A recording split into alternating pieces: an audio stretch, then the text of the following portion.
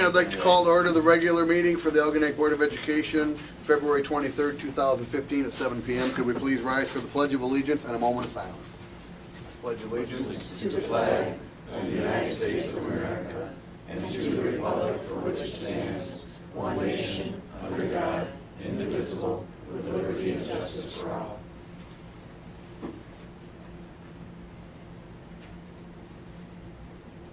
Thank you. And a roll call, please.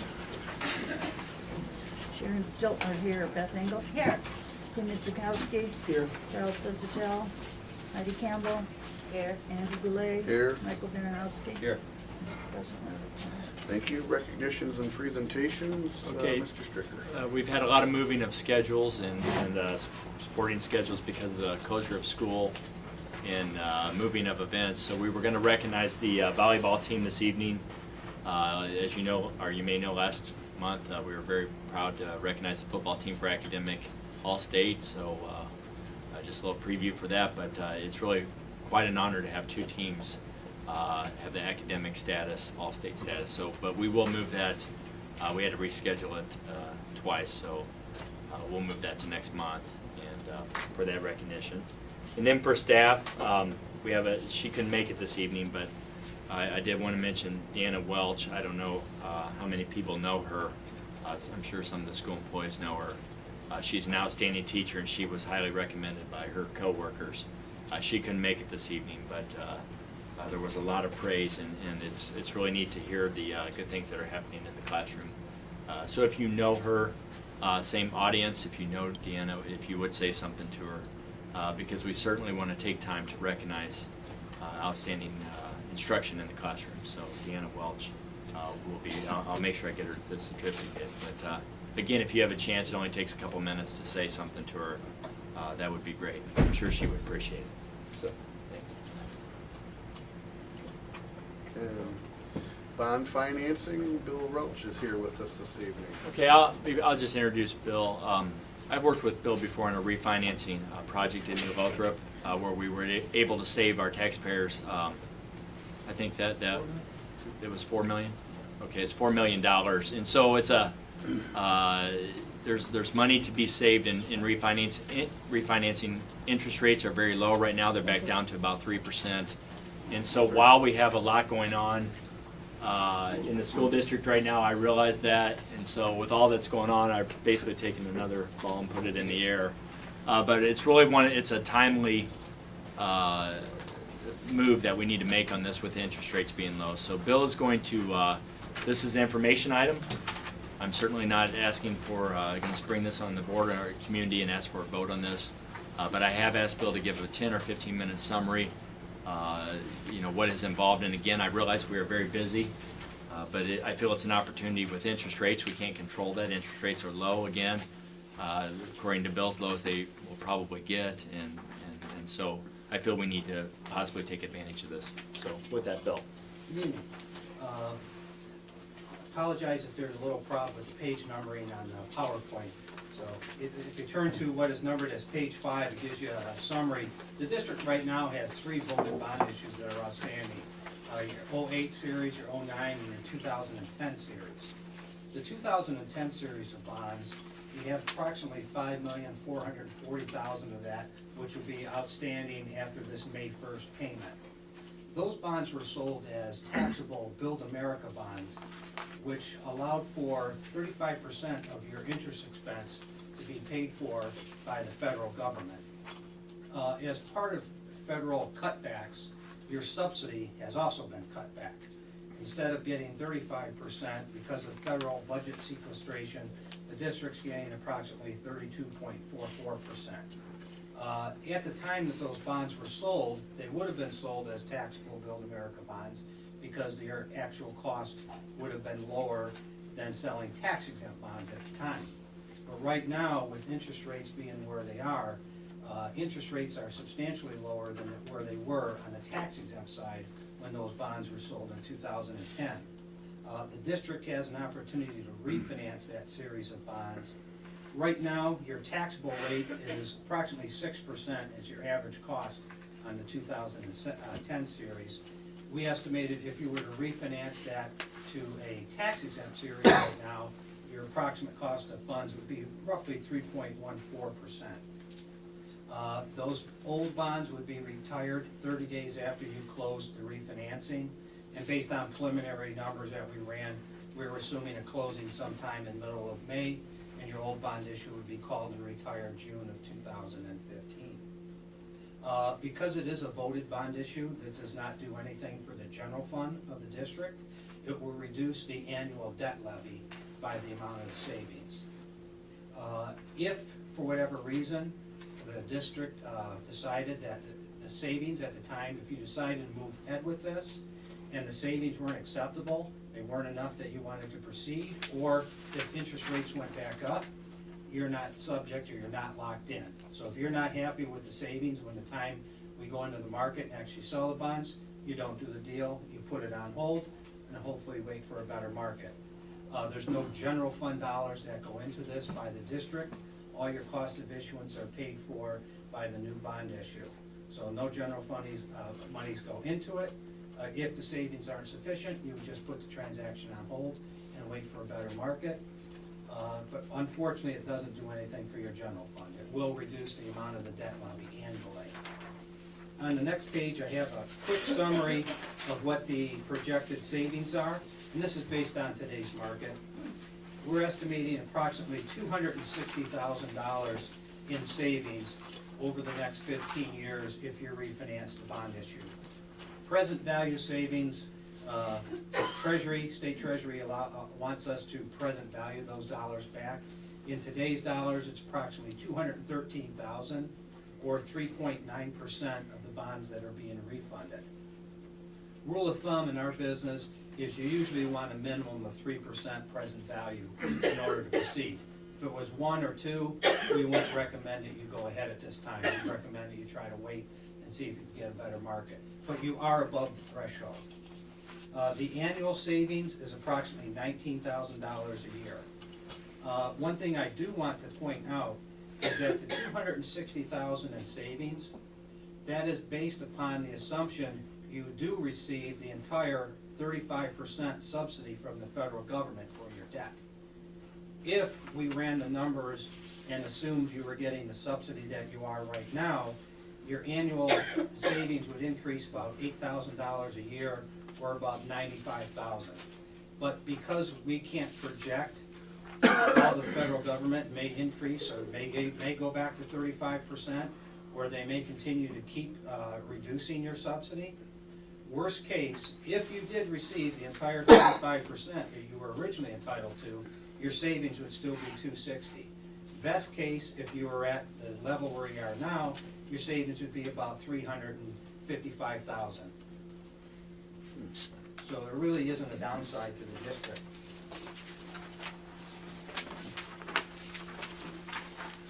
If you flip in 2 more pages, I just have a quick summary of the cash flows here, the approximate debt service, and this is just the debt service on the 2010 bond issue. And this debt service is net of the federal subsidy that you're currently getting. And once again, I'm assuming you're receiving the entire federal subsidy here, all 35%, not the 32.4 that you're getting right now. So it shows you the approximate annual savings and the total savings over the life of the bond issue.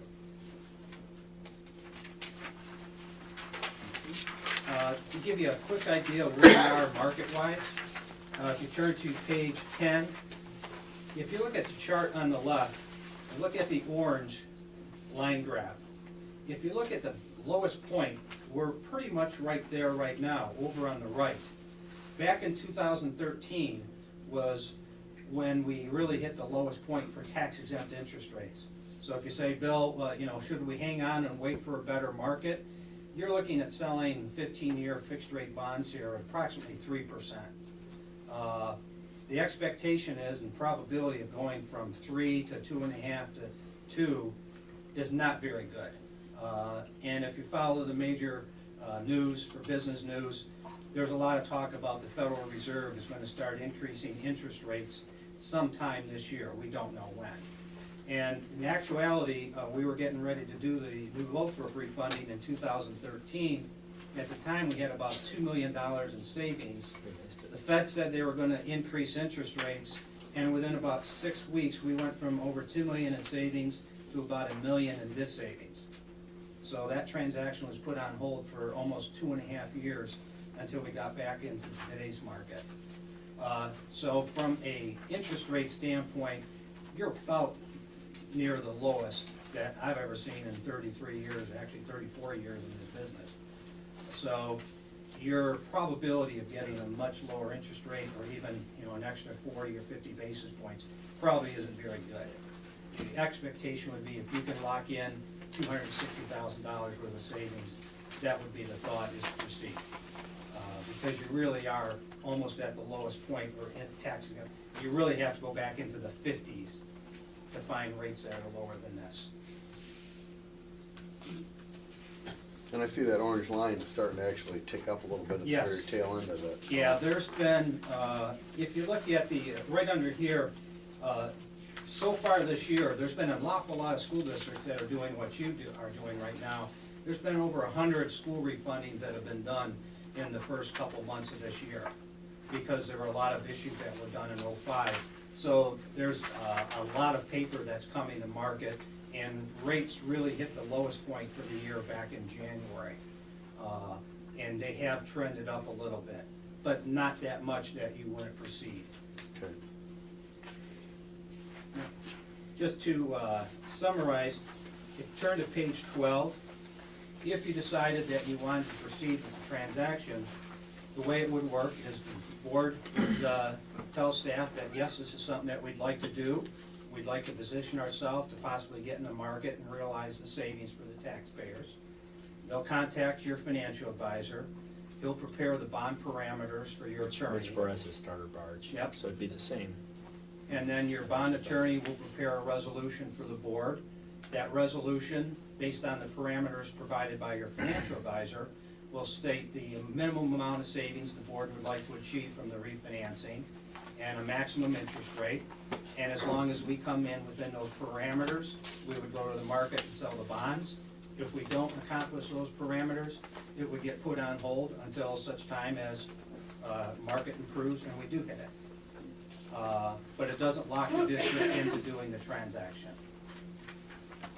And then we would get busy, probably have a resolution at your March meeting and sell bonds. Realistically, you're looking at selling bonds probably sometime late April, closing May. Now, you've said that this is for the 2010 series, and as I Correct. recall, we had the election for this bond issue in 2007. Then we issued bonds in 2008, we issued bonds in 2009 and 2010, like you said. This is for the 2010 series. Correct. Is there something that can happen with the 2008s and the 2009s, or are they different and it's not even comparing apples to apples anymore? No, that's a good, fair question, because obviously you would think you might be able to refinance the '08s. But the reason you can refinance these 2010 bonds is because when the issue was sold originally, your attorneys and your FA did a good job. They structured the transaction such that you had the ability, you had what we called an optional redemption language built in, or extraordinary redemption. That said, if for whatever reason the federal government eliminates that subsidy or reduces that subsidy, you have the ability to pay those bonds off early.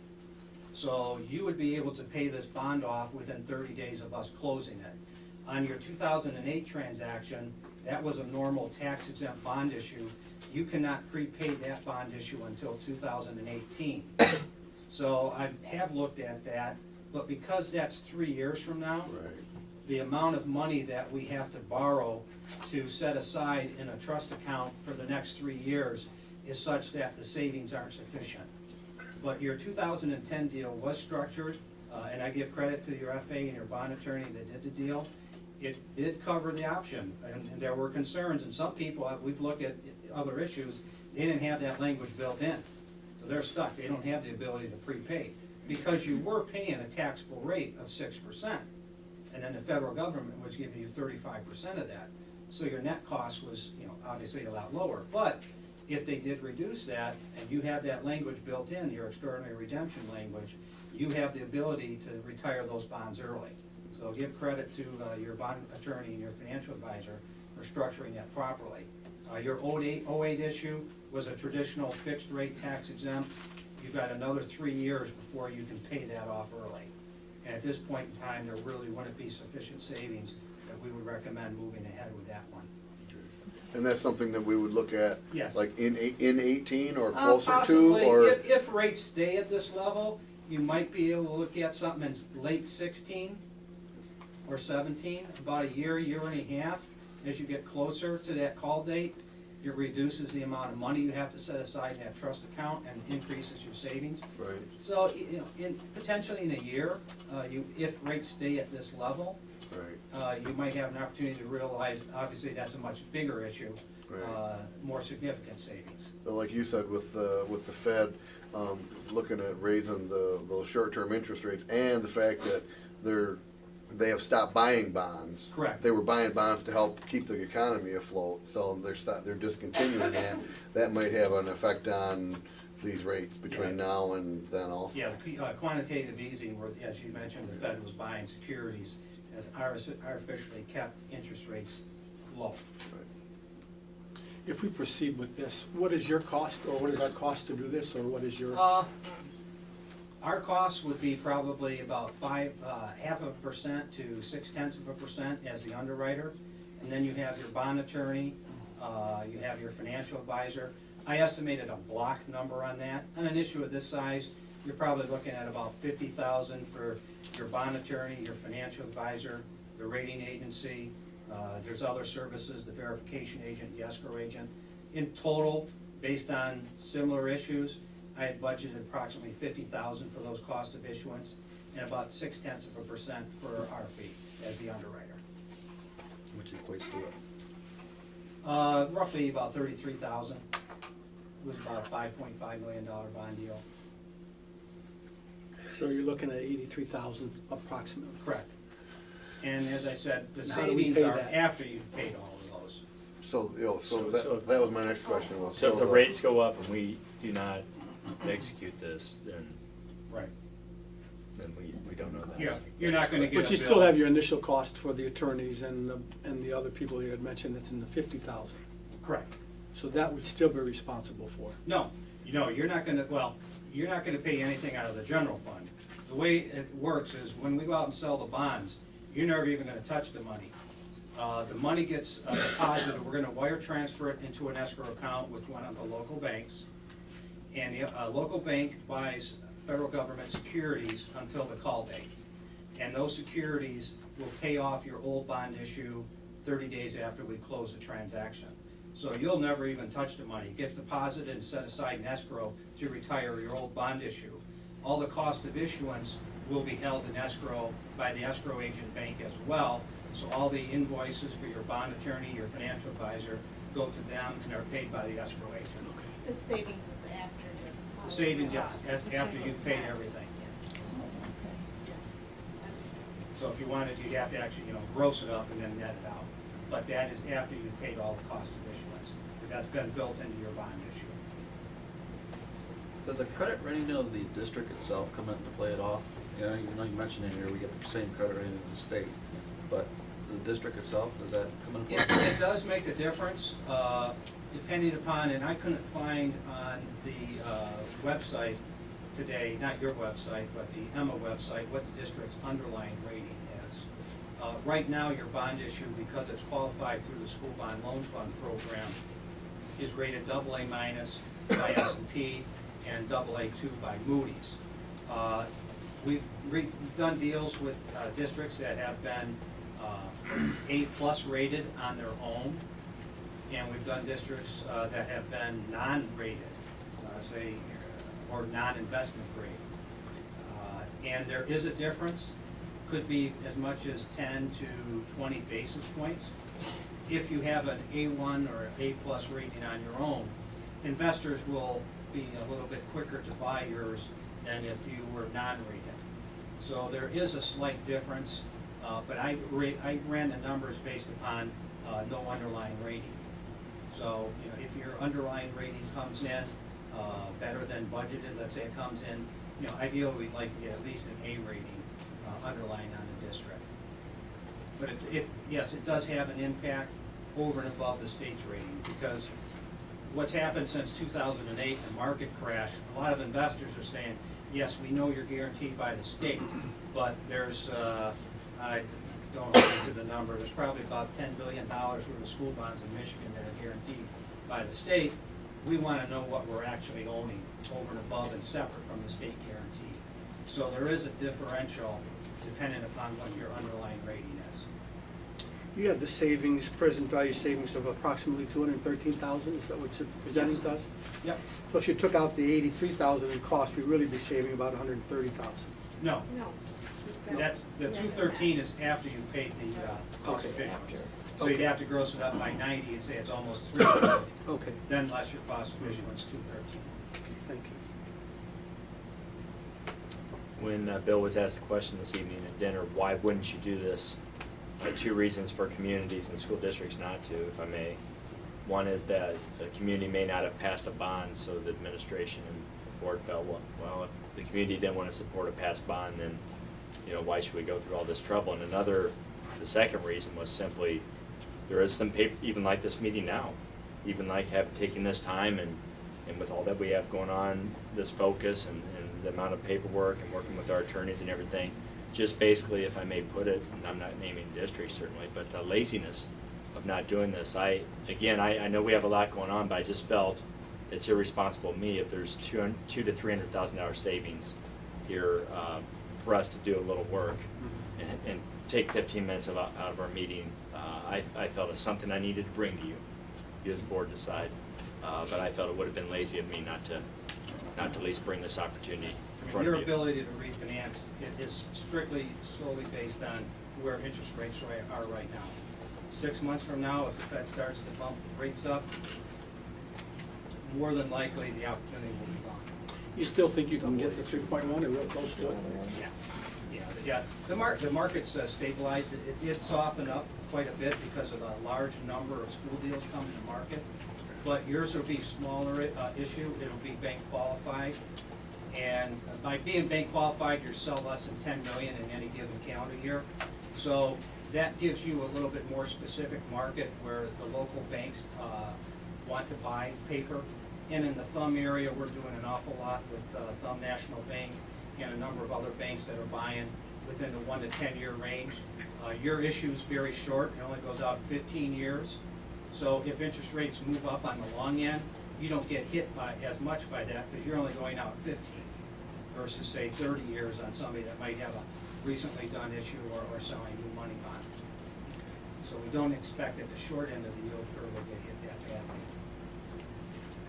So if we were to accept this, if the board were to accept this presentation as our information item, and then next month at our meeting on the 23rd of March, we would have a resolution. Is that what we would have a resolution to pass to get the ball rolling? Is that correct? And that would name your various professionals that you engage, your financial advisor, your bond attorney. And is that an acceptable time frame to do that? I mean, Yep. rather More than comfortable. Okay. Okay.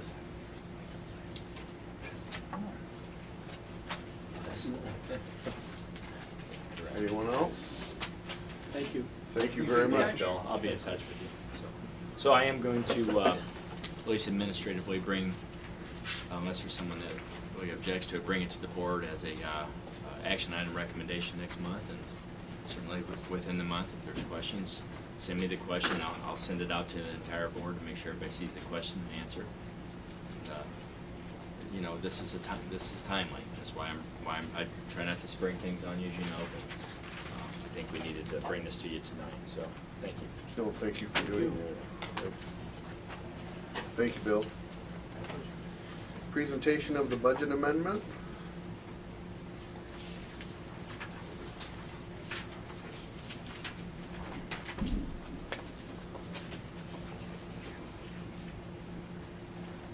Thanks, Bill.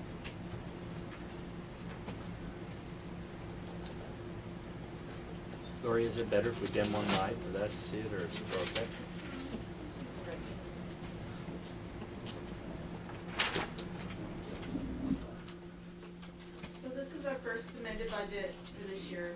last year we brought it in March, but this year we're coming in February, because it'll probably take us longer to develop the new budget for next year, With all the changes. this year, with all the changes.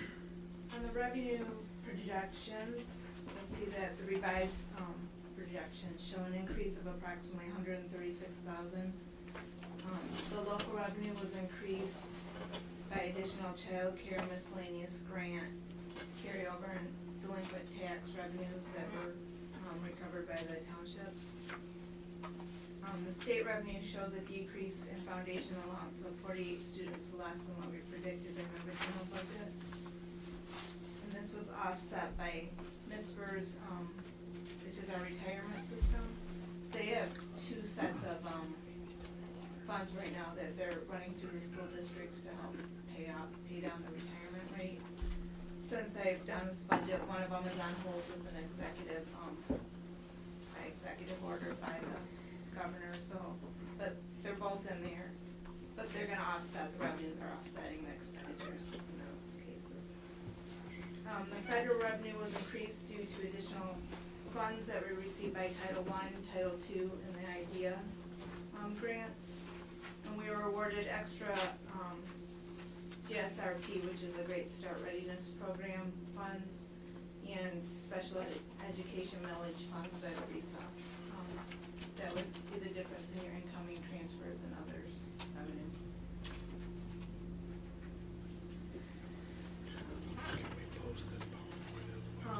The amended budget that we have will be approximately 370,000 on a grant and additional grant expenditures that have been added. There was also an increase of non-grant expenditures of 41,000 to prepare for the consolidation.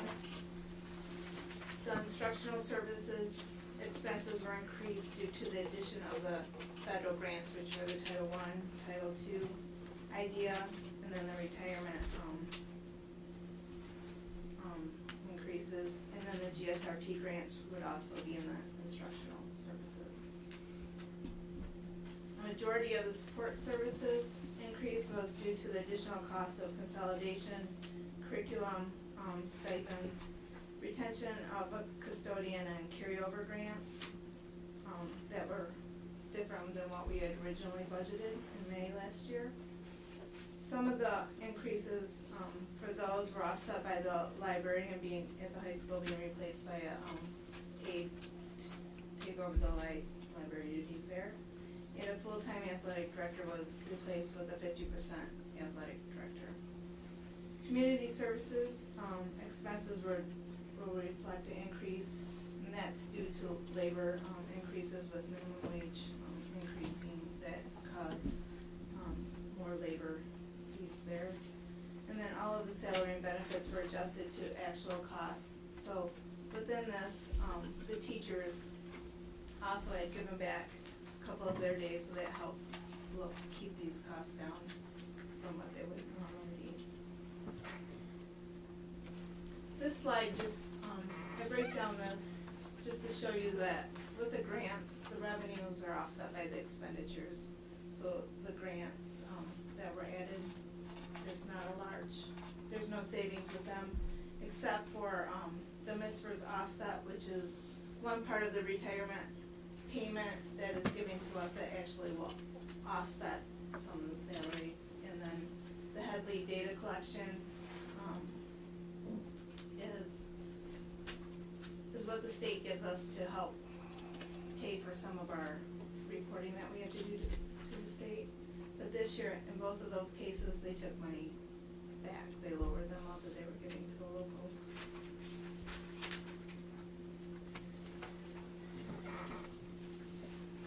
This slide will show the original budget adoption showed deficit spending of approximately 1.4 million.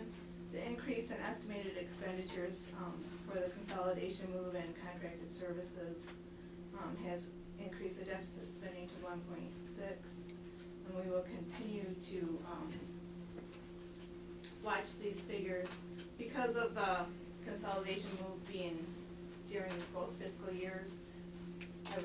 I budgeted more conservatively towards this year because I'm not sure how many expenses are gonna be before the end of June and how many are gonna be in July, so when we come back for our amended budget at the end of June, we'll be able to tighten that number down a little more.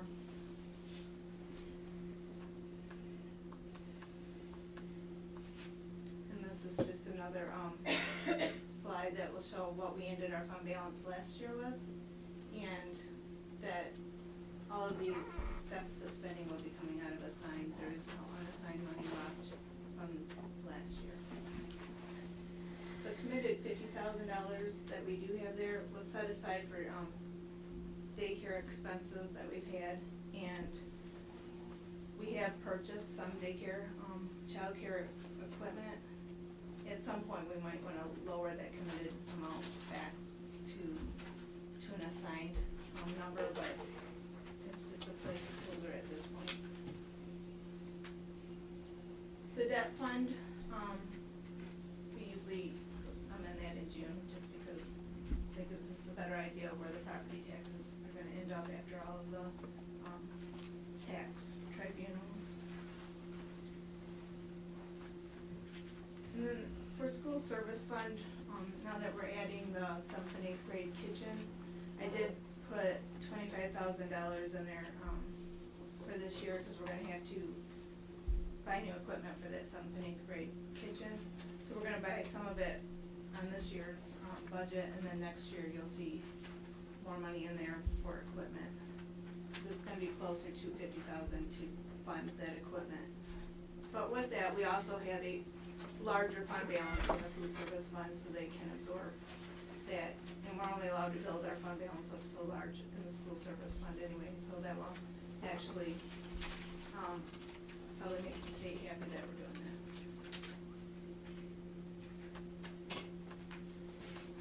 And if you have any questions? I'd like to give a little summary first, so we open up for questions and concerns. Thank you.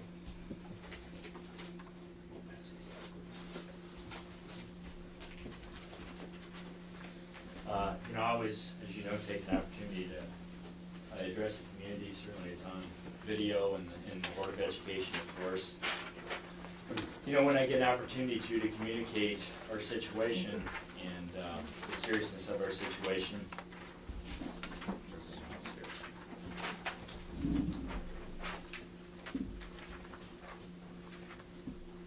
I'll show everybody what I just passed out to the board ed.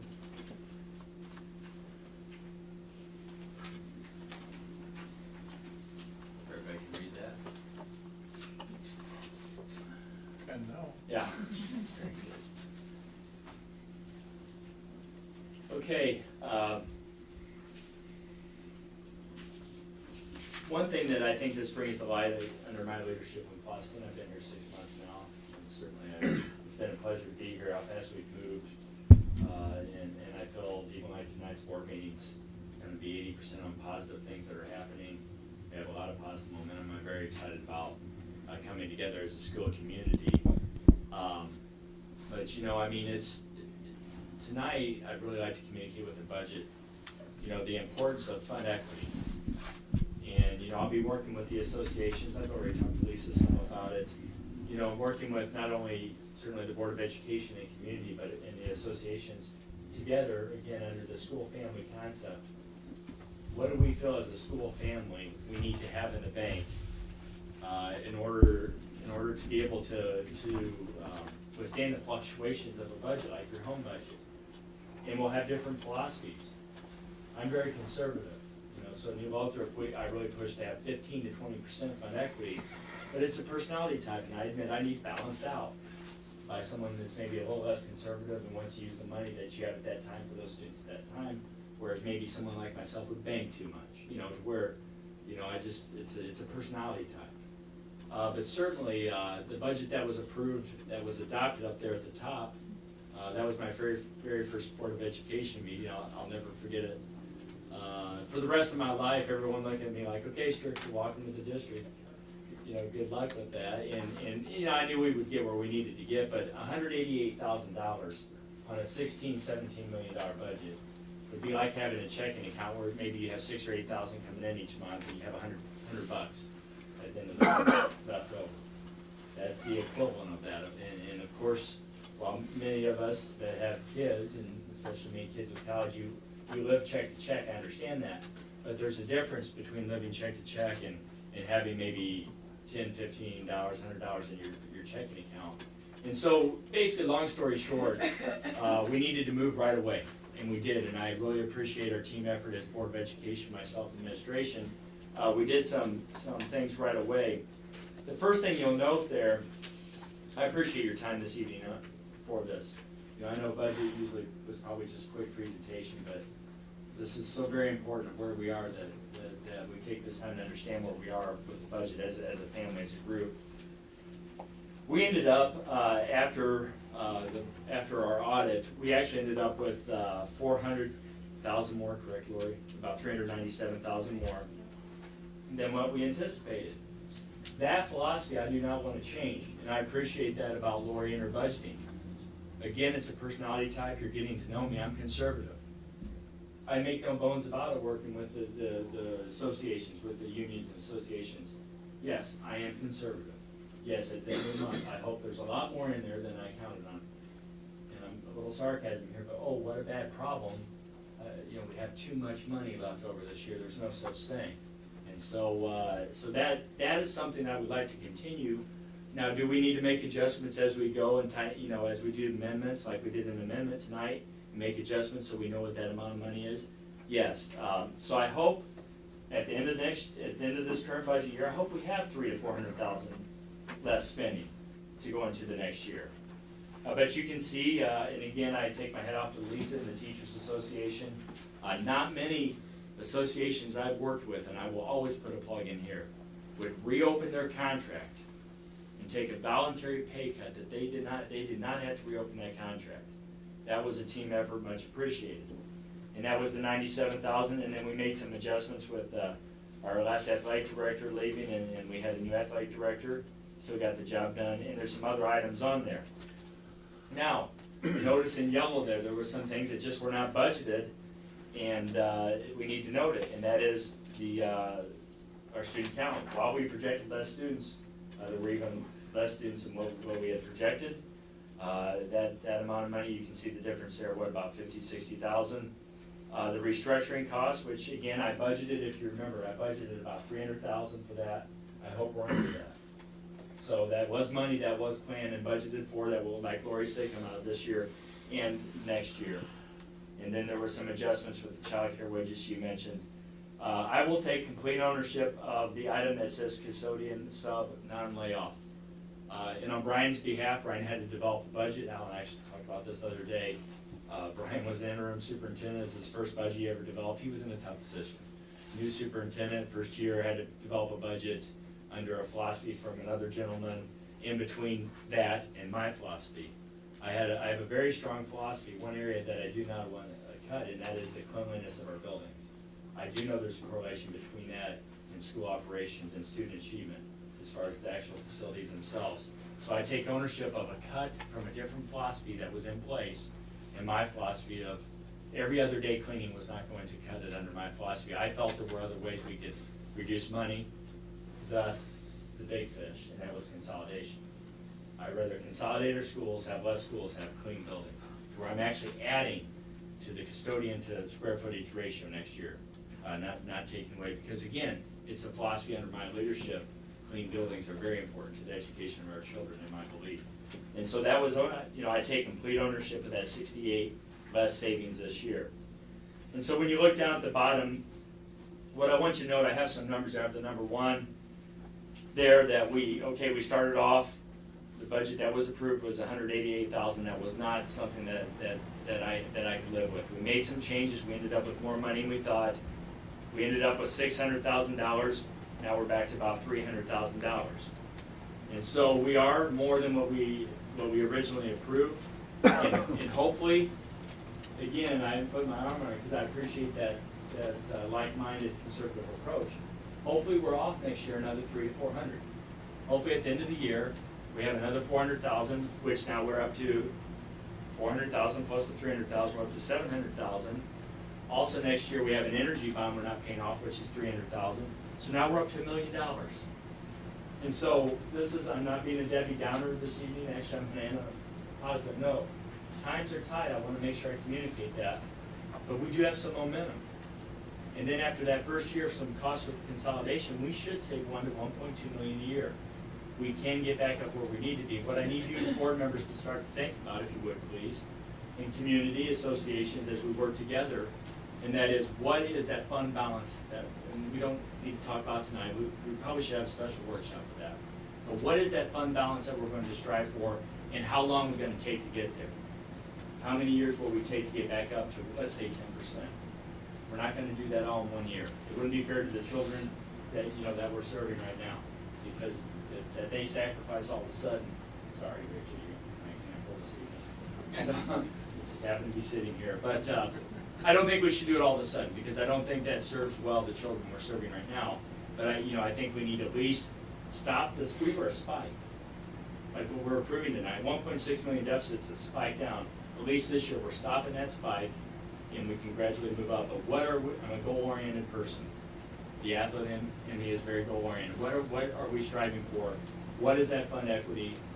And I would ask you as Board of Education, start to think about what is that number we want that we feel is a suitable number. And that will be your personality as a board. Because again, my personality may be a little too conservative sometimes, and I'd say, hey, we need 15 to 20%. You may balance me out a little bit and say, you know what, John, we can live with 10, 12% fund equity. That's something we need to think about. So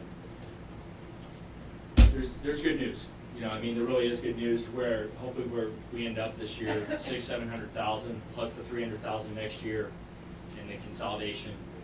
Hopefully we can at least stop the spike, flatten out a little bit, and gradually move up. I feel very confident about it.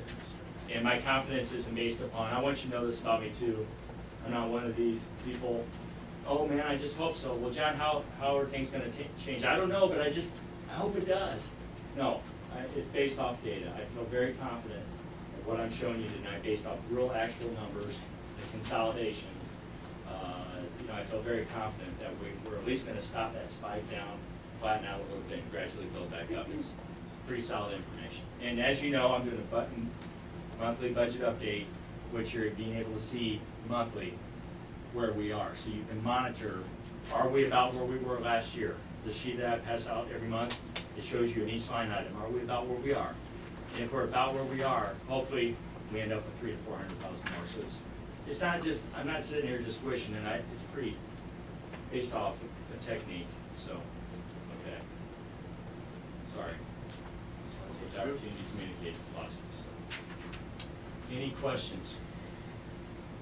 When will we start seeing some numbers regarding the consolidation In terms of savings?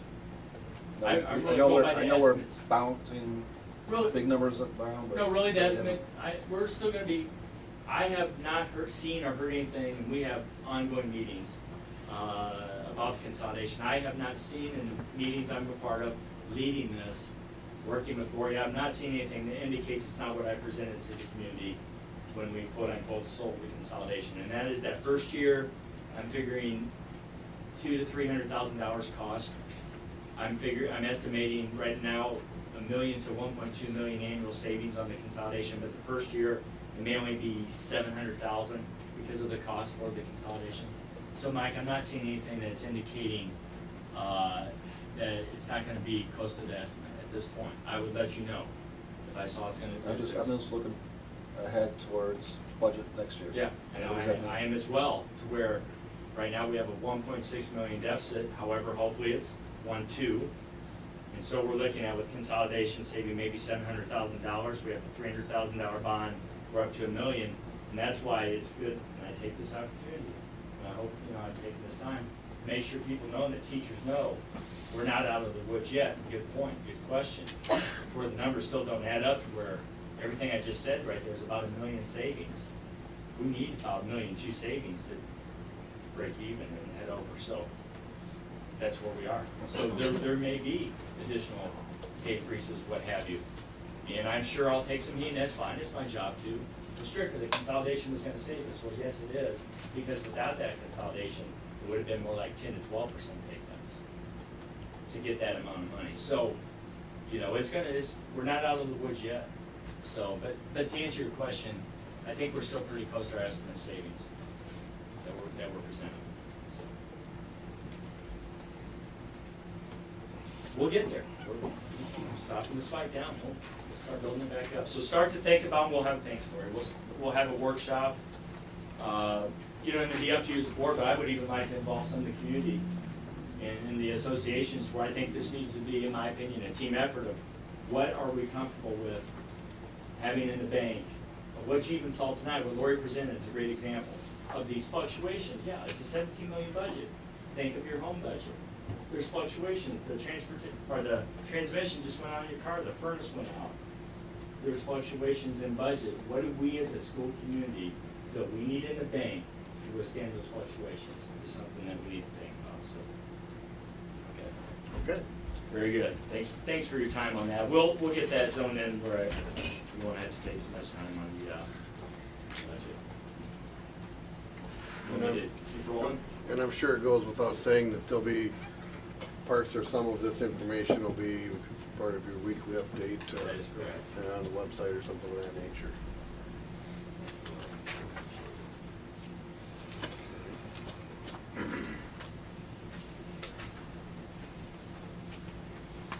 You pass these out. What I'm passing out, everything else I'll show for the community on overhead, but I've already used this several times with the community. This is more of a detailed breakdown for the Board of Education. I'll also be, if you don't mind me, Derek, I'm gonna put you on the spot here a little bit. I'm working with Derek. He's gonna be helping me develop a more sophisticated than the spreadsheet with little areas colored in on the spreadsheet using a program that actually does a better job with project management. So I appreciate Derek helping our school community on that. What I am going to show you, and I'm not going to. There you go, Crystal. I might have you active tonight. Evan Humphreys, I want to give credit where credit's due. Is Evan still back there?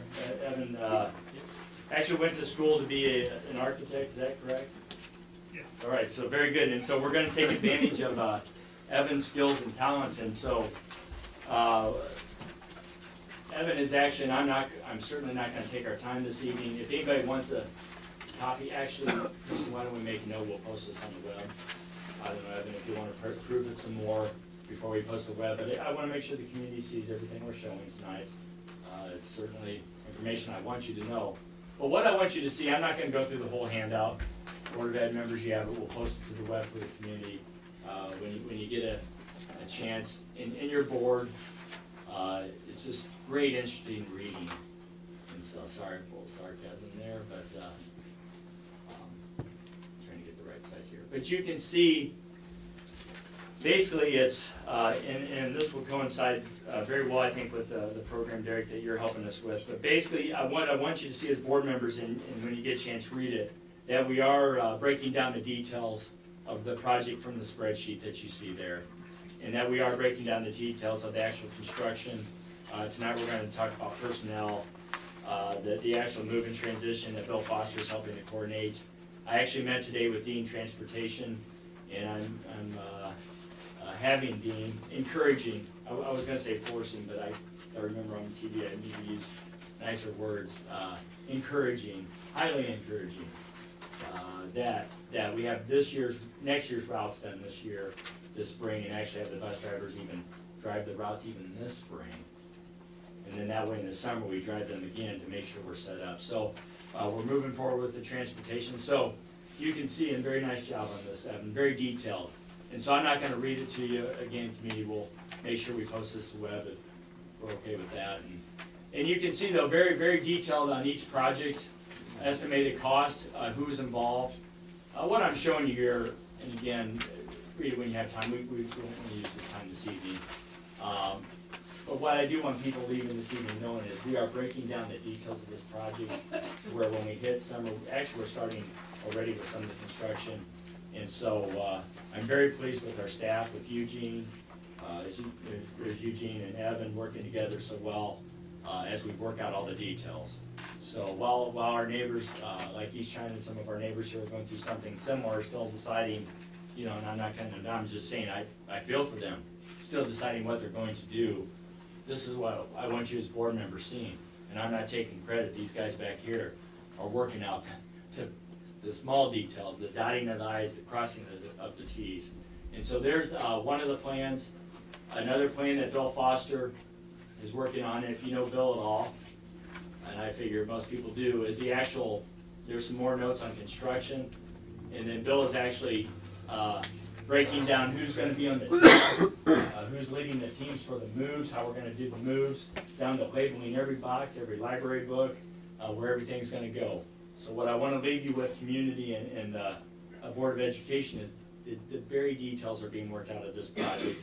And so, again, we're gonna move on some personnel items this evening. Construction, you can see that we're on top of that.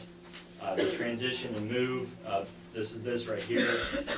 And again, you can see very detailed. Bill has it broke down, okay, here's phase 1. Here's phase 2, what's going to happen. You know, and you saw up above, here's the very crews, here's the crew leader. We're gonna use high school kids to help here. And so I feel very good, and I hope you as Board of Ed members feel very good. We're in February, and we already have this summer pretty much outlined. We're working on some small details, so I feel very good about that. And then Evan, of course, we'll have the technology. The communications, I'm gonna talk a little bit about that this evening, but I'm trying to get things set up, and once I get the principal's name this evening, it's on the agenda, I can move forward on just dedicating, I would say, up to 80% of my time.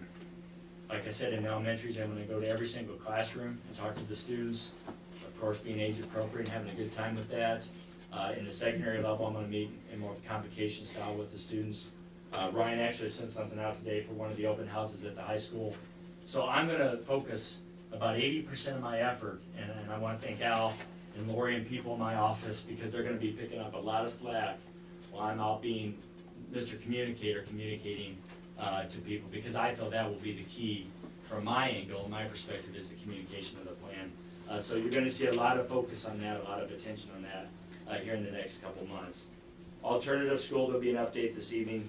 Fairhaven daycare, really, what we're gonna do on that, it's not finalized, but what we're looking at doing is basically extending the latchkey hours to try to make it as convenient as possible for people to take their, so if you work in Detroit, you work that way, you're not driving all the way in Algonac, but we need to see, we're doing a feasibility study first to see if the need's there. But trying to be practical where people aren't driving all the way into Algonac, driving way back the other way to work, and then have drive all the way back in, to where we wanna make it, if there's enough need, to where parents would go to the facility there at Fairhaven, drop off their children, and the bus will come to Fairhaven, and they don't have to worry about bringing them back.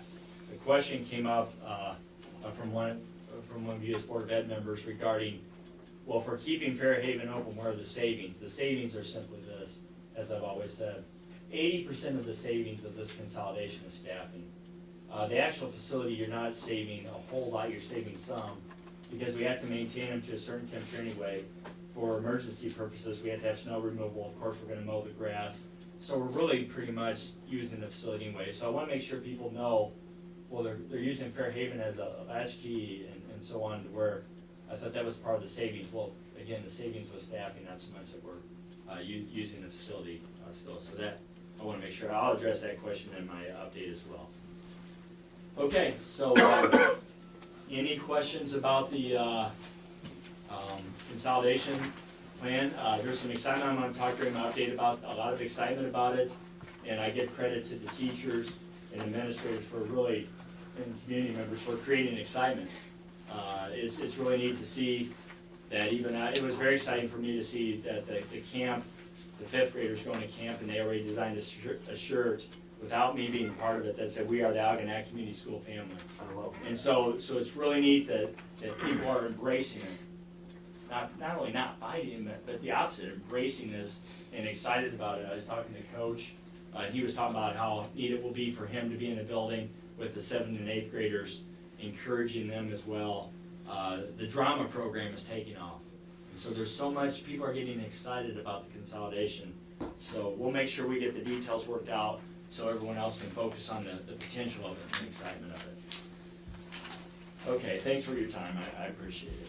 Okay, thank you. Consent agenda. I'll make the motion, the Board of Education approves all consent agenda items, including agenda minutes, personnel items, treasurer's report, and bills as listed items A through C. Support. Been moved and supported. Is there any discussion? Hearing none, all those in favor say aye. Aye. Any opposed? That passes. Information items, graduation requirements. Ryan, you want to say just Sure. a few Just, summary? Absolutely. This was brought up in the fall, our curriculum meeting we had with the board, and we wanted to bring this back up again in our last one we had at the beginning of the month. In looking at our credit requirements, currently the high school requires 23.5 credits to graduate. We have 6 periods per day, for 4 years, that's 24 credit options. So that only gives really kids a leeway of half a credit. And so I did some research, and if you look at schools that are very similar to us in the same thing, the 6 periods for 4 years, the vast majority of them are requiring 22, some of them at 21. There are a couple that are close to us, 22.5 or 23, but we are requiring the most.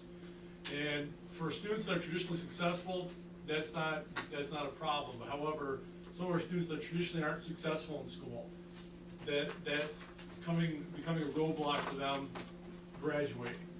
And I know Karen Blair has done a lot of work with a lot of these students. I know Keith Corbett, who runs our E2020 lab, also he's a graduation coach. He's really worked with these students as well. And there was some concern in regards to, is this lowering our rigor? Is this lowering the bar for our students? It's not the case. He said this would be solely electives that we're looking at. The core, that is determined by the state. That's the Michigan curriculum, and we're matching that just like every other school. That's not going away. And in fact, I think if we pull back in those 1.5 credits, it'll give those students that are really struggling more time to really attack the core subjects. Because a lot of times now, they're going into the E2020 lab to take an elective online, and they're just trying to get that done. They're not even focusing yet even on the cores that they might have to do yet.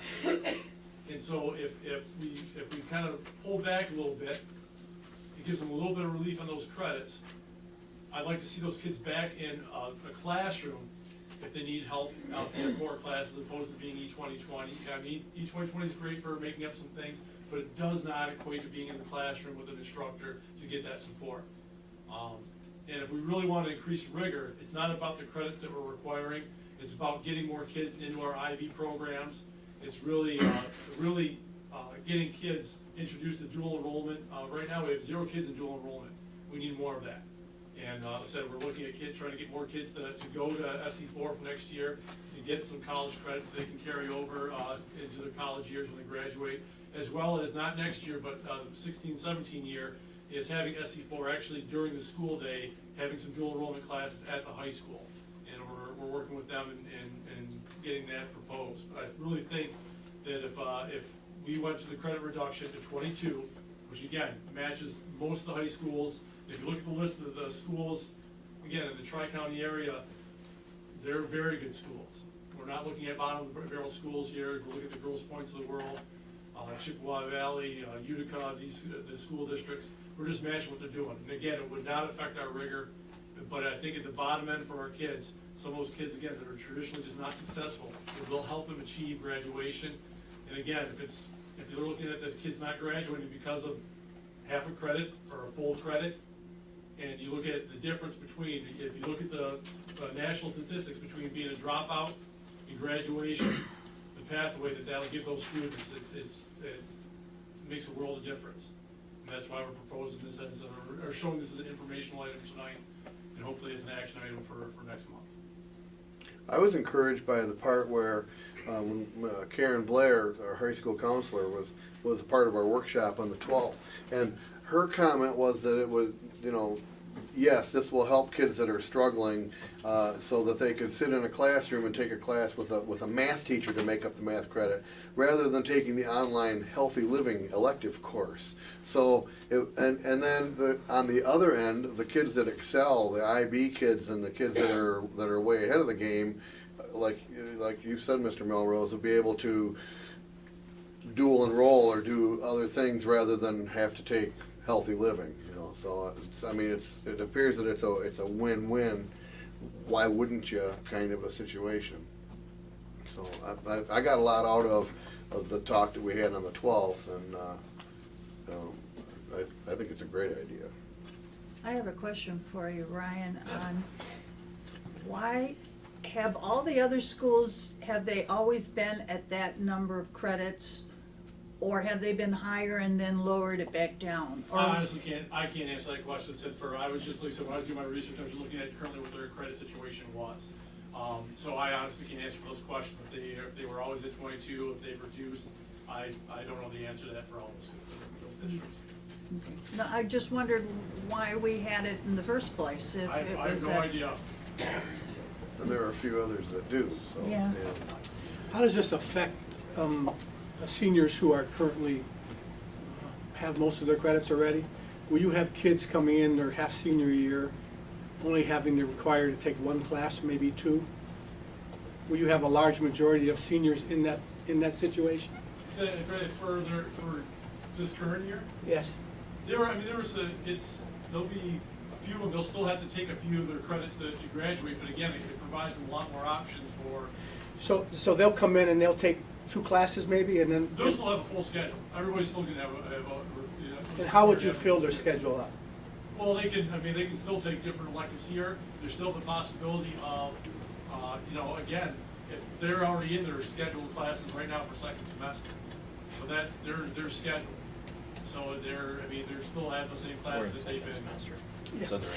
So next year, how does it affect 40, 50, is it 40 kids, 50 kids who will come into their senior year and have most of their credits accomplished already? We'll still have most of the credits, but again, if you're looking at the 22, they'll still have, even if they've passed everything, they'll still have credits that they need to pass second semester, as well as, again, maybe they said they have 3 credits maybe that they don't need, but then they can fill them with, maybe I will take an IB class now, or maybe I will now go to a dual enrollment for next year and get some of those college credits. And that's what we really want to push those kids. But they're not required to do that, correct? They could just say, you know what, I only have my credits to do, and I'm all done. Now what are you gonna do for them? Well, again, for those kids, we're gonna provide for them what we already have, but again, I really want to push them for dual enrollment and IB, and get them in those spots, because that's gonna help them for their college career. And a lot of those kids they have all their credits right now, are doing well. Well, didn't you ask one of your principal colleagues that question? I did, I talked So to that the we principal did address at that. Yale, and some of the other ones, and they say they really don't have an issue with those students leaving or blowing off things, because generally the kids at the top end. Right. They Want to wanna take keep dual those grade enrollment. point average. They That's don't right. wanna blow that off because. Or they're in athletics and they're Right. involved in. So the kids yeah. that generally have not had any issues with losing credit, they don't wanna lose that because that'll affect where they go to college. That's right. It could affect scholarships. And again, and again, I don't want this to affect our rigor. I want to bounce it up. I want to use that opportunity to really push those kids to take the IB and the dual enrollment classes so they can walk away with more college credit and not have to worry about, do I have enough credits? Is this going to be good enough? Thank you. So next month it will be as an action item, as we follow our protocol of going workshop, information item, action items. Okay, sounds good. NCAA. NCA. Al, can you give a little update Sure. on NCAA? At the board workshop, we did discuss the North Central Association accreditation process and kind of the fact that Algonac schools, at least most of the schools, all of our elementaries and the high school, we've been part of that process for quite some time. The reality of it is about 5 years ago, maybe just a little bit longer than that, the Michigan Department of Education has, I guess you could say, amped up the rigor of the school improvement process quite extensively to where the process that we follow with NCA and the process that we follow with the school improvement from the state kind of mirror each other. And a lot of the work is, although very time consuming, also has become very redundant. Many schools in the area and in the state, for that matter, have kind of discontinued with NCA because of those reasons, and also the idea that there's an annual fee that's tied to it.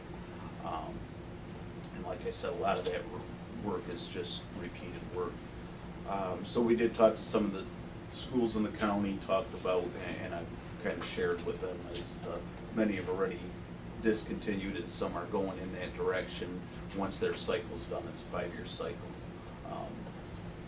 We're just in the process where last year we had our visitations. They went very well, which was to be expected, only for the idea that, like I said, we are doing that work all the time anyway.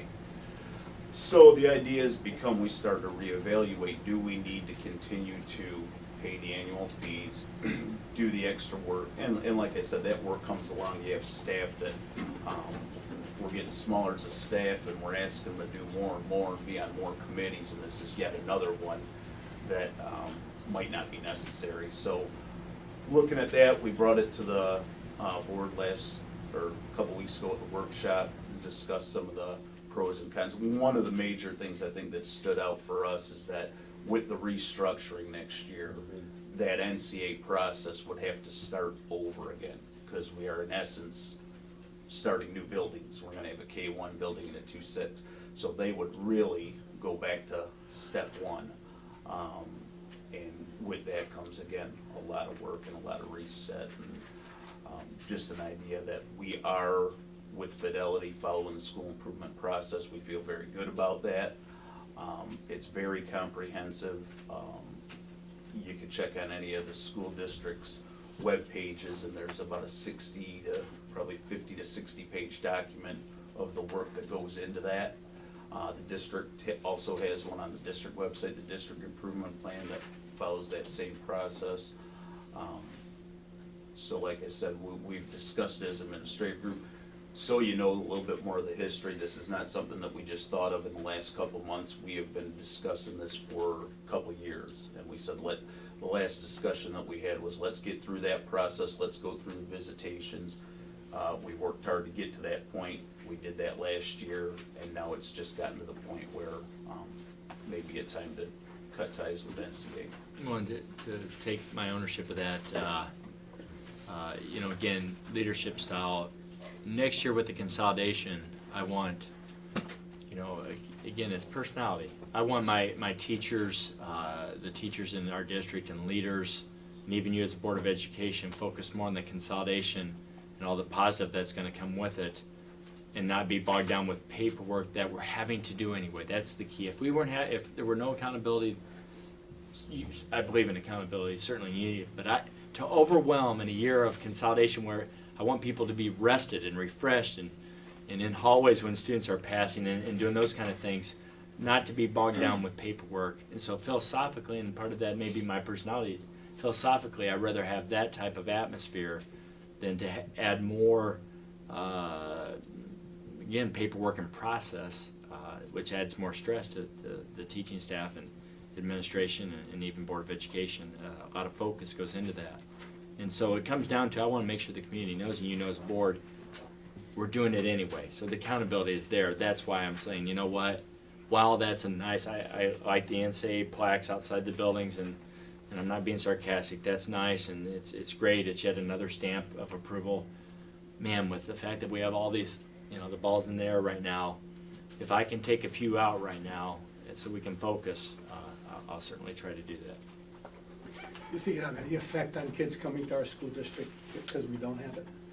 Tim, that's a great question, and I think that there was a time when having that NCA stamp it was something that people looked at quite a bit, and but now, like I said, it's pretty well known, and the state does a real good job of advertising the fact that annually you have to update your plan and you have to have a plan in place. I think that that's more the focus right now, so I don't think it's something that people would look at. It's not something that colleges look at anymore. At one point, that might have been something that they looked at, but I don't believe that would affect us at all. And don't get me wrong, NCA was good for this district. It was good for a lot of districts. Back when there was no real measure that the state held you to, it was a good way for us to guide our improvement, monitor our improvement, but now we do it. We're forced to do it. We have to do it anyway, so. Why pay for it too? I mean, yeah. Yeah, the visitations Yeah, aren't cheap, and the annual fee, the annual Right. fee is, I think, $600 or maybe a little bit per building. you know, multiply that by all your buildings, and then when they do a visitation. And like I said, the man hours, you know, you have teachers that are dedicating a lot of time and community members that dedicate a lot of time to it, and it's a lot of stress, like John said, that's probably not needed anymore. Good. This too would come as an action item next month, this information item, so.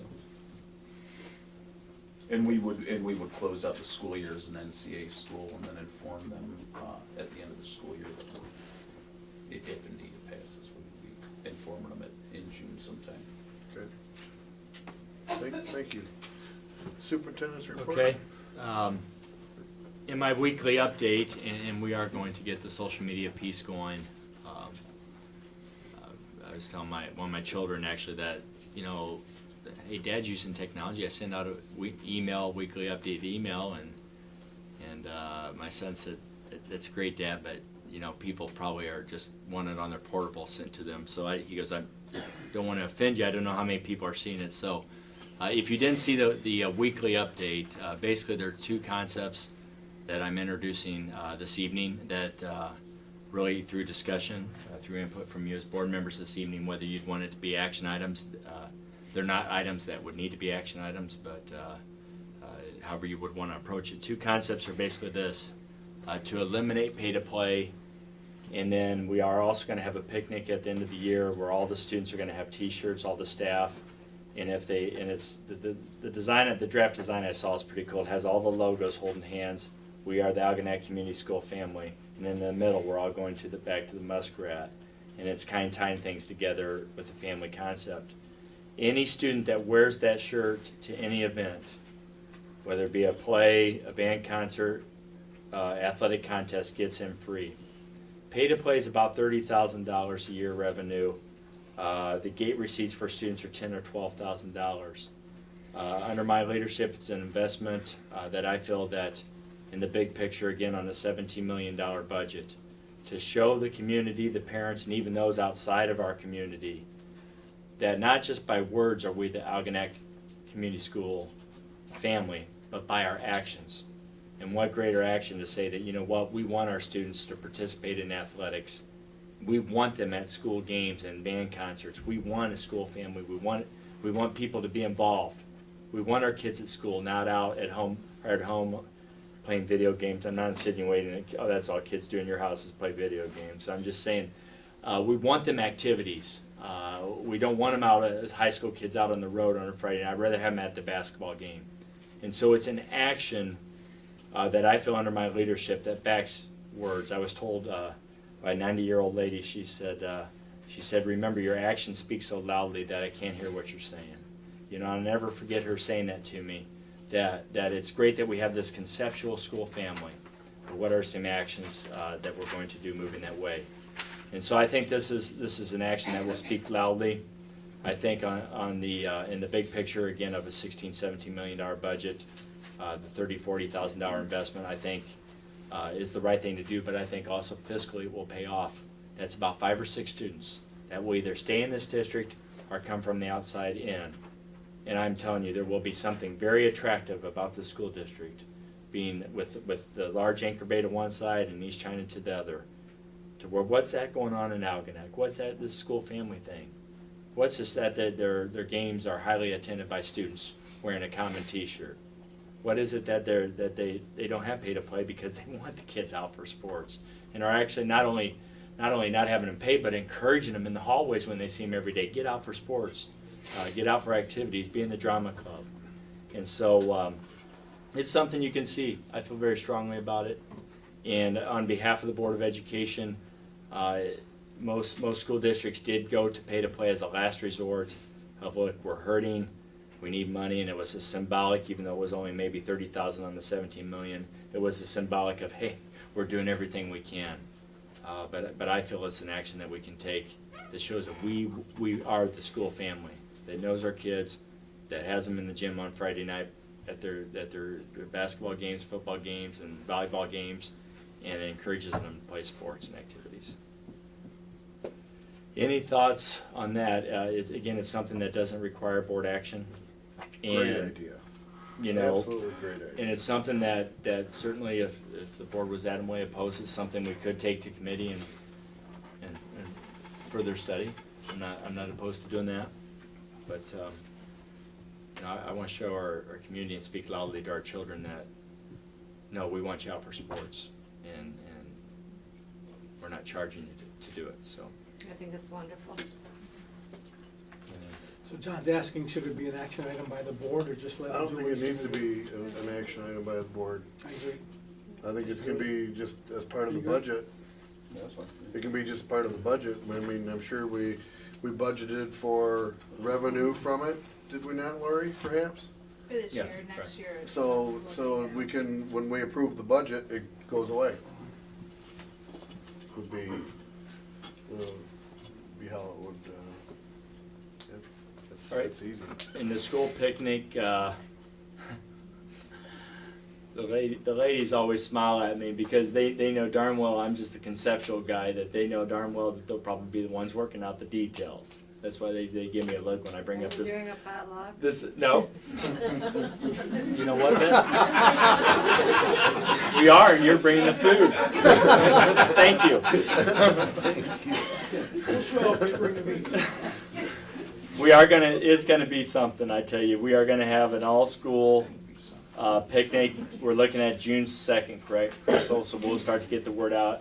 I certainly hope you as Board of Education members, I know it's during the week, can make it. Because what an opportunity to have a picture that especially the little ones like Rachel that in 30, 40 years from now can look back and remember that day, that crazy day when we got everyone together. I also work with the building principals. Any parent from whatever school your children go to, if you want to even be a part of that picture, we'll probably have you pay a minimum fee like $5, include your t-shirt and lunch, you know, just at least to cover the cost for the parents would need to pay that. But it'd be an interesting day, and so maybe I ought to put like Andy can be in charge of first graders, Sharon you can be in charge of the second graders, and maybe we'll designate that out too. It's going to be something. I know there's the devil's in the details. So, Ray, you want to help out? Is that what you're doing? No, Uh, if we buy the t-shirts, do we get them to sporting goods? We maybe. You know what? Maybe. Because I tell you, what a neat thing to have our gyms full and our school plays full of people with the t-shirt. And again, the marketing value, even let's say it's not about bringing us together, which it is, number one, but even what is the fiscal marketing value when people are deciding where to send their kids of what's going on at that school? That everyone goes to the games and support, all the kids support each other. What is the marketing? Well, think about it. So the visiting team shows up to the basketball game, and they're all sitting over there wearing whatever everybody's wearing, and they look across over to the Algonac side, and they see a sea of blue and gold. Yeah. That's pretty cool. I mean, Yeah. that'll get people looking at it. You know, that's, So, well, you know, we can analyze the data to see what it did fiscally as well. I mean, we'll take a look, so. cool. Okay, thank Okay. you. Administrative reports. Brian? Yeah, the high school, we're focusing on ACT here. Hopefully the weather cooperates. Wednesday, we have our pre-ACT info day that the kids have to come in, all the juniors, and the non-essential stuff written down on their forms. And then next Tuesday is the ACT, and the next Wednesday is the work keys. Again, in the past, we used to use it be 3 days, but now there's no state one at the end of the ACT. That comes in April, after we come back to spring break, so lucky us. Also, we have next week a couple things to do with the consolidation. Next Wednesday, now I believe, we pushed it back because of these weather days, but next Wednesday, we have some of our kids coming down to talk to the kids at Algonquin, just kind of talk to them about what we have here at the high school and just kind of let them know what it's all about. And then, next Thursday, it happens to be a home basketball game where Ms. Blair is going to be putting on an informational meeting in the lecture hall. After that, we're going to take all parents and students to show up for a tour around the building, and then parents and students will be able to get into the game free that night on Thursday. So we're looking forward to hopefully having a lot of people there, and just trying to get the middle school students really comfortable being at the high school. Hopefully be able to answer quite a few of the questions and alleviate a lot of their fears, and so we can start seeing some familiar faces. But I think we're train with, so Awesome. that's it. Mitch. Couple things on the athletic side, cheer and wrestling both ended their season this past weekend.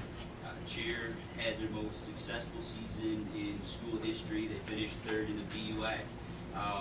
Had a great competition at regionals, missed going to states by 10 points, which in cheer apparently is very, very small. So came very close to qualifying for states this year. Wrestlers, we won districts, so we're district champs this year. And we had 5 wrestlers go on to the regional tournament, which was this past weekend. Casey Pruitt at 103, Andre Boulier at 125, Josh Poole at 135, Shane Aslan at 140, and Nick Sanford at 171. Nobody qualified for states this year, but we did have 2 that lost in overtime. If they would have won those matches, they would have gone on, so had a couple of those who were there. Had 7 wrestlers who were all conference. Casey Pruitt, Andre again, Shane, Keegan Ludowies, Robert Jewell, Nick Sanford, and Payne Marshwinsky all were nominated and elected by the coaches in the BWAC is all conference. Basketball teams are winding down the season. We have parent night for the varsity teams. It's supposed to be Friday, then it was supposed to be today, so we're trying again for Wednesday. And then they begin districts March 3rd, or March 2nd, the girls play at home, and then March 11th, the boys play at Marysville. Bowling regionals are this weekend in Dearborn, and lastly, the Sports Booster Auction Dinner is March 14th at 7 o'clock at Mini Auctions in Richmond. What would you say about the bowling? What happened? They're going to regionals this weekend in Dearborn.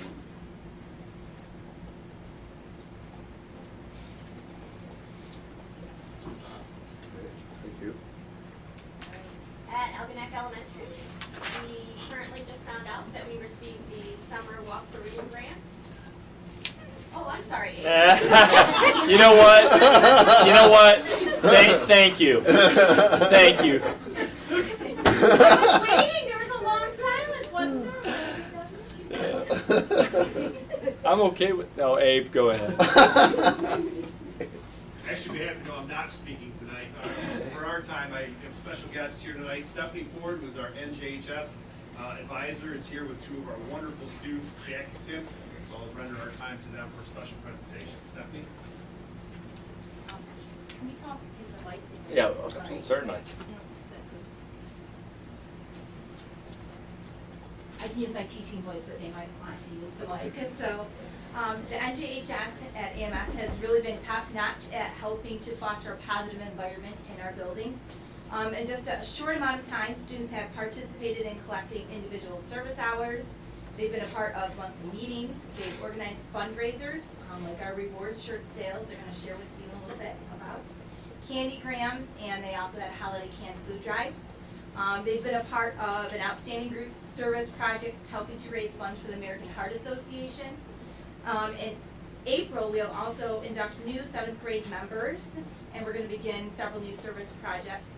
Our big goal overall is to make a difference in our school, our community, and the lives of others. Today I brought 2 important NJHS students with me. This is Jack Jewell, he's our NJHS president. And then we have Tim Merlot, the NJHS vice president, and they just have a short little speech they want to talk to you guys. We would like to start off talking about our new slogan, we are the community schools, family. One characteristic of a family is that we are proud of each other's accomplishments. As in during school, we treat each other with respect and loyalty and don't put each other down. We are also representing a family attitude by helping younger children through the Links program. Us as a community is proud of our schools to be able to call ourselves a world school. We are celebrating being a world school by wearing special t-shirts every Wednesday to support our being able to become a world school. Even though we are among the top 5% in Michigan, we are still actively trying to improve our test scores. With the consolidation next year, wearing these t-shirts every Wednesday can show younger kids that doing good in school is actually a good thing and not being made fun of for it. Today we will like to present school board members their own AMS Reward School shirts and hopes that you will celebrate with us.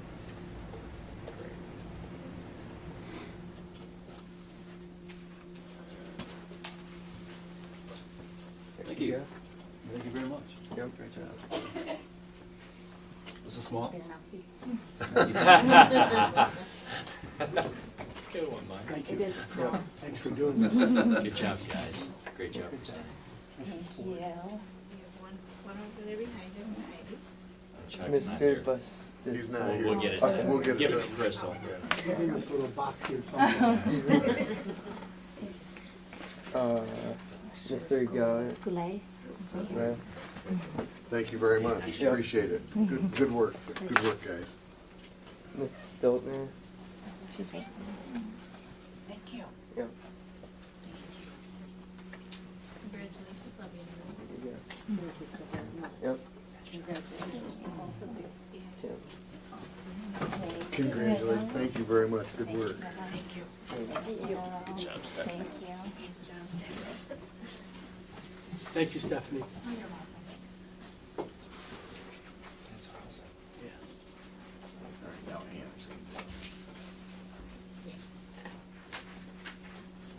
Was that already your update, Melissa? You're done? Thank you. That was your best one ever. Nicely done, Abe. I apologize, Stephanie, you guys. As I was saying before, Algonac Elementary just found out that they received a Walk for Summer Reading grant from the St. Clair Medical Society for $1,300 to purchase summer reading materials for students over the summer to send home with them. It's always a fun thing to bring the parents and the kids in to walk during the spring months for summer reading. So very excited about that. The Night Creatures Family Assembly was well attended last month. We had two shows. Lots of families came out and participated with us.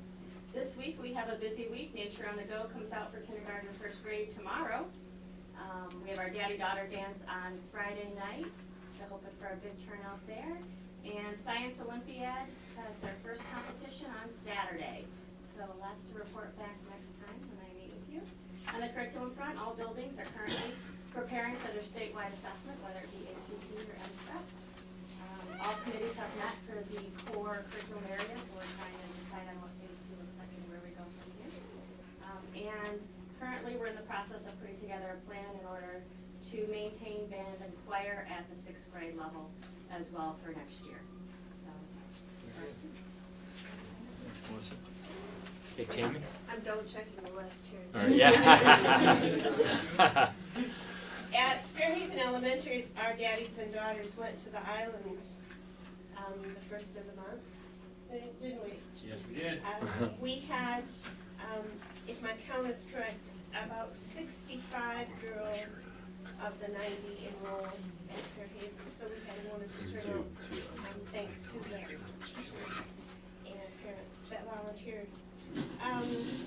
I brought show and tell today. As part of our bucket filler monthly assembly, the third graders encouraged our classes to write down how we can be bucket fillers. And here are some of the examples. You can say you're sorry when you do something wrong on accident, or you can cheer someone up when you're down. Or if you're a kindergartner, you can just smile at everyone and share your toys. Fairhaven also received the Walk for Summer Reading Grant. We have changed our date for our final variety show. It is now going to be April 24th, pending a signature from one of my colleagues in the back. And I'm happy to report that at Fairhaven Elementary, your students are now 100 and some days smart. Thank you, Tam. At Millside, we had a great spaghetti dinner. Rotary, they've been donated the sauce for us, so that was a great help. Also, we're getting ready for our first talent show ever on March 6th, and that has been a lot of work, and we've held several rehearsals, so we're hoping for a good turnout on that. This week, we're gonna have our dance. It was rescheduled Friday. It was supposed to be on Friday. It was a snow day. So we're gonna try for Thursday and keep our fingers crossed on that. And also, we're just busy preparing for Reading Month. Our family council's been generous enough to donate a book to every kid, and the teachers got together, and we're gonna be reading a school-wide book and have kind of little mini discussions over the PA every day to keep everybody on track. And we're in the process of coming up with a reward for all the kids and families who participate in that. Our Science Olympiad has been practicing hard. Lions Club has just donated all the t-shirts for our students, the high school helpers, and the coaches. So that is well on its way, and we're just hoping that the weather clears up and we can start getting back in the swing of things. Kelly? Thanks, Brooke. Good evening, and at Point Trumbull with the Albinet Child Care and Preschool, we had our annual Special Persons Gathering on February 11th, and the children, along with their special persons, were able to do a literacy, math, and art activity, along with making special books and decorating heart cookies. The children were also able to take their special persons around to their classrooms and show them all of the wonderful activities they've been doing in preschool. We had a really wonderful turnout. The gym was full and fun was had by all. Also in February, our PTO group had their first event, the Parent Date Night. They had pizza for dinner, a special movie, and many art and game activities for the children to participate in. We had a good turnout for our first event with our new PTO group, and they're already planning their next activity for March. And March is Reading Month, as you all know, and we are already have our monthly events and activities set up to go, such as our Pajama Days, Crazy Hair Day, Favorite Sports Team Day, and more. And each classroom will represent their favorite book by decorating their classroom doors, and the children will be learning the importance about literacy and using their imagination. We will also be having our annual puppet show presentation, and special readers come in to read to the children. And March is always a fun and busy time of year, and we'll be doing our annual field trip to the library. Can't forget the library during Reading Month. We will also be representing our program in the annual community baby shower held at RISA on March 25th to help new parents and others in the community with small children. We set up a booth there and we give out parents information on our program, and we also contact a lot of different companies and things that give us free items that we can take to this baby shower and pass out to all of the different families in the community. And it's also a great way to advertise our wonderful program. And then I got a call today from our new Great Start consultant for our stars, and that will be opening up. She's coming in March, and I'm excited to meet her and getting our assessments done again, woohoo! And reaching that 5-star status. I'm really excited. Our program is just, we're flying to the stars, and we're excited, and this whole family community thing is right down my alley, so go team. Awesome. Good job. Thank you. Thank you. And board reports? Sports boosters?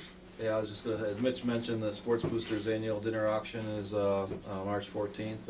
It's always a great event. Encourage everybody to attend if they can. I'd like to thank the board members for contributing towards another auction item.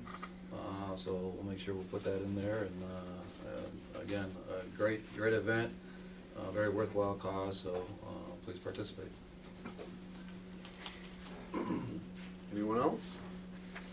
Visitors and their requests? We have one with Ray Priviloff. Okay, I'll make it quick. I just want to bring up the band. Went to the MS BOA solo and ensemble competition a couple weeks ago. And for the first year since I've been involved, we did not have a major snowstorm. It was good. I do not have the total count of students that participated, but we had 18 students medal. You are placed into a room with the judge, whether you're solo, duet, trio, and you are judged on your performance. You can get a grade from 5 to 1. 1 is the best, 5 you don't want to see. The top 2 get medals. We had 18 students that medaled. We had 8 number 2, which are red medals. We had 13 students that received a 1, which is a blue medal, which they are now allowed to go to the States. So out of 18, we did real well. And one more thing, and this might have been taken care of last year, I don't know. I didn't go to graduation. The Blue Water Academy students.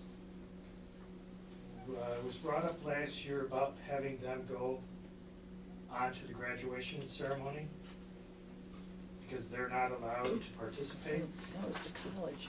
You're talking about Blue Water Learning Academy or Blue Water Middle College? Middle I college. think it was Middle College. Okay. I know it was discussed about letting them do that because it was kind of against the whole philosophy of us asking them to reach for a higher bar. But then you're telling them that you can't participate in graduation with the kids you've gone to school with in 12 years. Can I just Sure. something? It's not that they couldn't participate, Ray. I think part of the problem was the walking with honors. And that you came tonight and brought that up. I'm very excited that you did that because Andy and I just had a discussion and that is something that is going to come to the board, right? Yes, well, Because last year, we all know what happened with, Brian and then the Blue Water Middle College, the graduation piece, it all came up so quickly that we had no experience, and I'm sure Abe could even address this even better because that's who I met with. But as a board, we never really said, this is what the board would like to see. You understand? Yeah, So, because I know when me and Mike graduated way back when. Long time ago. what year was that? Well, The I'm adult sorry, what? education people Earlier than yours. walked across the stage and got their diplomas at that time. So, I mean, to me, you're doing a double standard by saying, we want you to graduate high school, we want you to go for this college, but yet, oh, wait a second, because of technicality, we're not gonna let you walk across the stage. They were always No, allowed they to walked walk. across the stage, just Always allowed to walk. no honors. It was without the honors, but again, I do appreciate what he's saying. I mean, I think that's something that we do need to discuss, and we didn't have a chance to. And Abe, wasn't it true that you and Brian it was a quick, we have to do, what are we gonna do here? And right now, this year, to avoid that, this year, every single one of our Blue Water Middle College kids has a signed contract on file with Ryan explaining every single rule that they knew prior to signing on with Blue Water Middle College. Because remember, the big part is, they're not Elginak Community students, Elginak Community Schools students anymore. They're Blue Water Middle College kids now. So Okay, they're not- but the they're not problem our I have kids. with that, and I don't mean to cut you off, but these kids have been muskrats for 12 years. They're our kids. Whether they're officially a Blue Water College, Well, and I wasn't they've gonna gone follow through up and gotten on their that, I high said school that, graduation.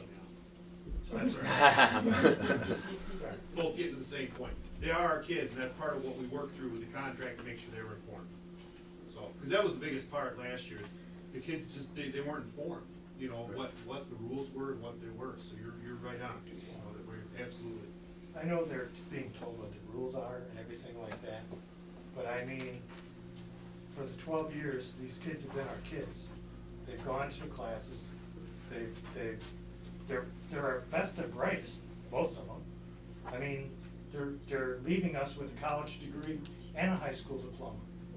So, I mean, we're kind of Right, pushing I it went away. to, I went just a month or so ago to the presentation with Pete for Blue Water Middle College, and they did explain as far as the honors piece, and I understood what they were saying. As far as our kids walking with honors may not be, I mean, in their 13th year, when they're gonna walk with honors with Blue Water Middle College, which is that's awesome, right? If they're Yes. one of those kids. But I guess my thing is, and I don't know, and that's why I did ask Andy if we could discuss this at some point, because my thing was, and I wasn't at graduation last year, I know they walked, but were they given special recognition for being Blue Water Middle? And they weren't. And that's disappointing to me, because I agree with you. I mean, these they're kids going that have, extra step, they are, and and we're I've not talked to some of them that are acknowledging. really working hard. Because, I So- mean, you've got parents and families sitting in an audience. I, And here they've been the best and the brightest, and they're walking across the stage, and there's no recognition. Well, and then last year, the lady showed up here and said that she was upset because her kid had gone to school all these years and wasn't gonna get their they weren't gonna be able to walk with their honors. And when I was talking with Karen Blair, the high school counselor, about that, she said it's really difficult because Blue Water Middle College does not share their grades with Algonac High School, so we don't know who deserves honors or not, aside from the fact that they're their kids honors wise. They're gonna Shouldn't we be going by their high school record? What they have For honors? completed it, right? They haven't completed. They haven't completed their high school. But, and so if in your fourth year, because it's a 5-year program, if in your fourth year, you're carrying a 3.9, and you get the, what's the top one? Okay. You get the top one. And then in your fifth year, your grade point average slides down to a 3.3. And last year, we gave you the high chords, and in your fifth year, you're not high chords anymore. So there's all sorts of logistical. Karen Blair was the one that explained it to me. It made sense when she explained why that piece can't really work for the honors piece in the fourth year. What I can just to share with the board for the next board meeting, I'll see what the other St. Clair schools are doing with the Blue Water Mill, and I'll present, and I'll share with you what the other schools are doing in regards to honors and other things. Yeah, because I mean, I'll bring it that just That would be seems like perfect. it's something that we're Thanks, not recognition. kind of taking two Well, steps and back. I know about the big thing was that it's not necessarily the honor course, but the big thing that we came to with other schools is the competitive things. Things that are competitive, they should not be slipped in because again, they're not full high school students. That was a big issue. But in regards to honors and all those things, I will definitely get the information to bring that. I just wanted to bring it up again. Okay. So it's time enough to discuss it before graduation. Because I know Kathleen Pyack brought it up last year, so I'm sure. Yeah, that was who it was. Gonna be Yeah. attacking the district. Okay. Okay, thank you. Okay, thank you. Yep. Action items, overnight trip request for the Howell Nature Center for Algonac Elementary.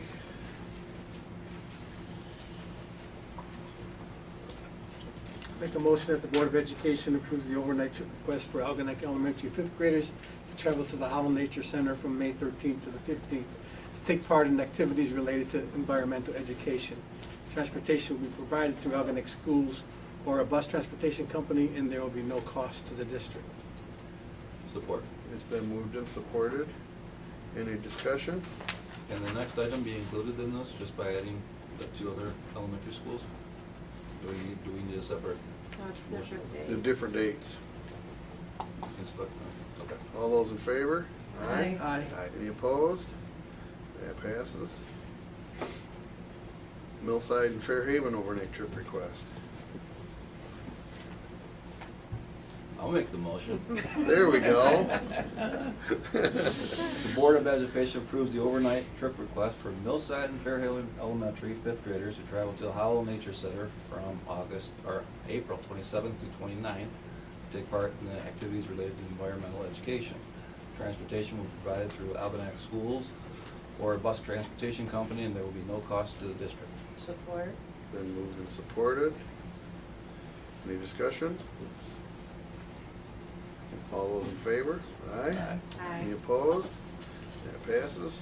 Restructuring of the district.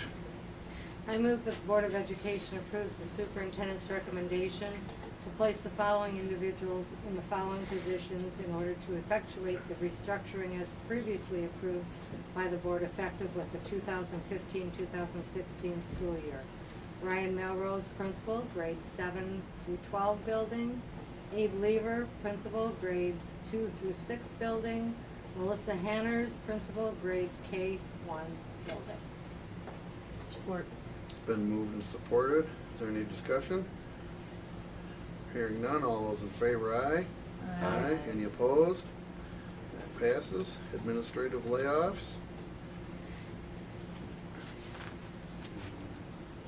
I'll make a motion that the Board of Education approves the employment layoff of 2 elementary school principals effective June 30th, 2015, in accordance with the collective bargaining agreement between the Algonac Community Schools and the Algonac Administrators Bargaining Unit. Support.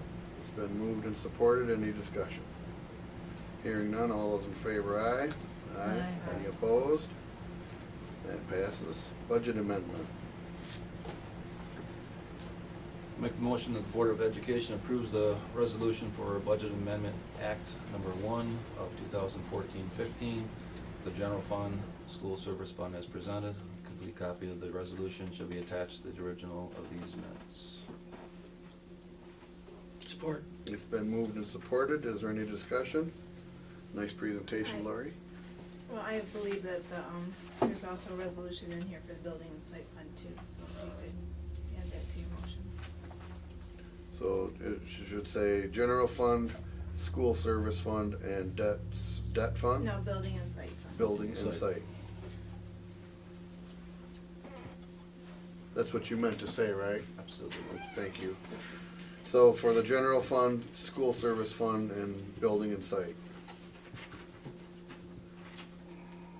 Okay, any other discussion? Hearing none, all those in favor, aye. Aye. Any opposed? That passes. I'll make a motion that the board go into executive session at 8:50 for the purpose of conducting the annual evaluation of the superintendent of schools. Support. Been moved and supported. All those in favor, aye. Aye. Any opposed?